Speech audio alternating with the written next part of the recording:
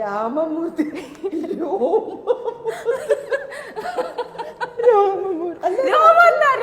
Sorry, Ramamurthy. അതെ, രാമമൂർത്തിയുടെ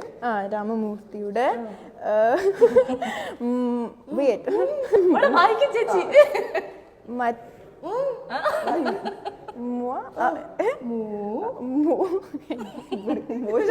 bad വേർഡാവോ? ഇല്ല, ഞാൻ വളരെ ശ്രദ്ധിച്ച ഒരു തരത്തിലും പ്രശ്നമില്ലാത്ത സാധനങ്ങളൊക്കെയാ.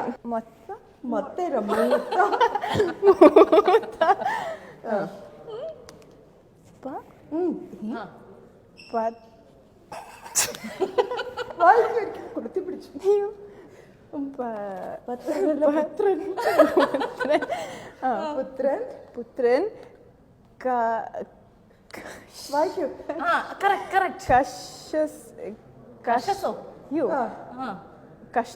കഷ്ടമൂർത്തി അല്ല, കൃഷ്ണമൂർത്തി. ഇനി ഞാൻ കഷ്ടമൂർത്തി ആക്കൂല. ഉത്തരാണ് ഞാൻ കഷ്ടമൂർത്തി ആക്കില്ല. ബാക്കി എല്ലാം അമ്മ എടുക്കും. ഇനി എന്തിനാ ഞാൻ സത്യം എനിക്ക് മനസ്സിലായി. ഇത് അമ്മ ഇപ്പൊ എല്ലാം പൊളിക്കും. നീ വായിച്ചോ?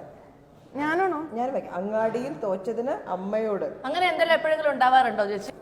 നിങ്ങൾ എന്തെങ്കിലും വഴക്കുണ്ടാക്കാറുണ്ടോ? അങ്ങാടിയിൽ തോറ്റതിന് അമ്മേനോട് ഉണ്ടാക്കാറുണ്ടോ? വലിയ വഴക്ക് ഉണ്ടാക്കാറില്ല, പക്ഷെ ചെറുത് നല്ലോണം അങ്ങനെ വഴക്കുണ്ടാക്കാറുണ്ട്. ഇത് അത്രയത് കുറച്ച് പാവാണ്.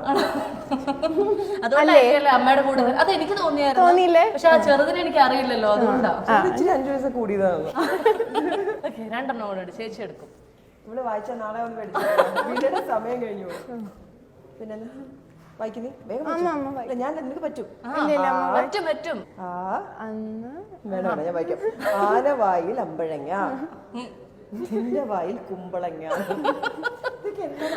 എനിക്കറിയില്ല. വെറുതെ തമാശക്ക്. നല്ല വൃത്തിയായിട്ട് മലയാളം വായിക്കാൻ അറിയുന്ന കുട്ടി എത്ര നേരം എടുക്കും? അല്ല, പക്ഷെ എന്നാലും ഞാൻ ആ സ്പോർട്സ്മാൻ സ്പിരിറ്റിനെ അക്സെപ്റ്റ് ചെയ്തിരിക്കുന്നു. അതെ അതെ. ഉരുളിലോ എന്താണോ എന്തോ, ഉരുളിയിൽ ഒരു ഉരുള. അങ്ങനെയാണോ? ഓക്കെ, അച്ഛൻ പാടി തന്നിട്ടുള്ള ഒരു പാട്ട് ഏതാണ്? അച്ഛൻ അമ്മയ്ക്ക് പാടി കൊടുത്ത പാട്ട് ഏതാണെന്ന് അറിയാവോ? ഈരൻമേഘം. ഈരൻമേഘം മാത്രമല്ല, കൊറേ പാട്ടുകളുണ്ട്. ആണ്. സന്യാസിനി എന്ന് പറഞ്ഞ പാട്ടറിയോ? എനിക്ക് എന്താണ് അച്ഛൻ പാടിയത് ഒന്നൊന്ന് പാടാവോ? സന്യാസിനി പുണ്യാസനം.